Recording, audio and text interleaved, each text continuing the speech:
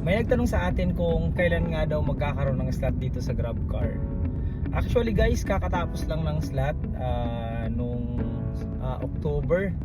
So naglabas ng slot. Actually maraming slot yata ang nilabas ni LTFRB kasi walang ano yun eh, walang limit. Parang may period lang, parang may date. Parang isang linggo yata naglabas siya ng slot or may higit pa. So kung ilan yung nakapag-apply, nakapag-submit, so lahat yun makakapasok. So balik tayo dun sa tanong mo kung kailan magkakaroon ng slot. Actually every year naman nagkakaroon ng slot. So abangan mo, minsan 2 beses sa isang taon. So depende yan sa pangangailangan ng mga pasahero, kung ilan yung kailangang sasakyan dito sa kalsada. Abangan mo ng mga April, nag-a-announce yan kung magkakaroon ng slot. Pero pag wala, so mga ano yan, September or October, dyan naman sila nag-a-announce. So far sa experience ko, every year naman mayroong nilalabas na slot si LTFRB.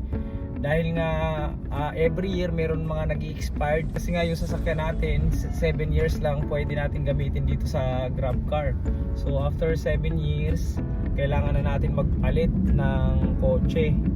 Yung iba hindi na nakakapagpalit or umaayaw na sa TNBS, kaya nagkakaroon ng slot. And advice natin dun sa mga wala pong sasakyan, so mas maganda wag muna kayong kumuha ng sasakyan. Antayin nyo na magkaroon ng slot or antayin nyo na malapit na magkaroon ng slot.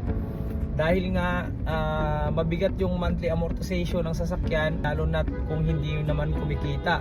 Pero kung kaya mo naman, may pera ka naman na pang monthly, kahit na hindi pa makapasok sa Grab or sa ibang TNC, so okay lang yun, kumuha ka lang ng sasakyan. Pero doon sa mga hindi pa kaya, so abang-abang kayo kasi every year naman nagkakaroon ng slot.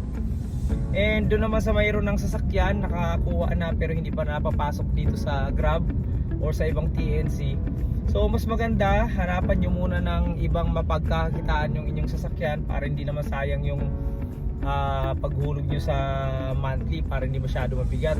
Marami naman dyan, pwede nyo ipasok yan sa Lalamove. Actually sa Lalamove guys, medyo malaki na rin yung fare nila. Tinitingnan ko kasi meron din akong Lalamove. So medyo malaki na rin yung fare. Yun nga lang, parang diskarte din doon para mas malaki yung kita mo. Meron din palang Grab Express 4 wheels. Hindi ko lang alam kung hiring. Before kasi nung hindi pa ako nakakapasok sa Grab, pumasok muna ako sa Grab Express 4 wheels. So maganda-ganda din naman yung kitaan doon. Kung panghulog lang ng sasakyan, kayang-kaya naman. Actually may sobra pa nga eh. Doon naman yung mga pinapadala doon, mga parcel lang, maliliit lang. Minsan nga sobre lang. Tapos minsan mga grocery, kalimitan grocery. Pero kung konti lang, hindi yung mabibigat. Hindi katulad sa Lalamove na marami yung pinapadala. Doon sa Grab Express 4 wheels, yung mga pinapadala doon halos parang pang motor lang. So yun lang guys, sana nagkaroon kayo ng idea habang hindi pa kayo makapasok dito sa Grab, wala pang slot.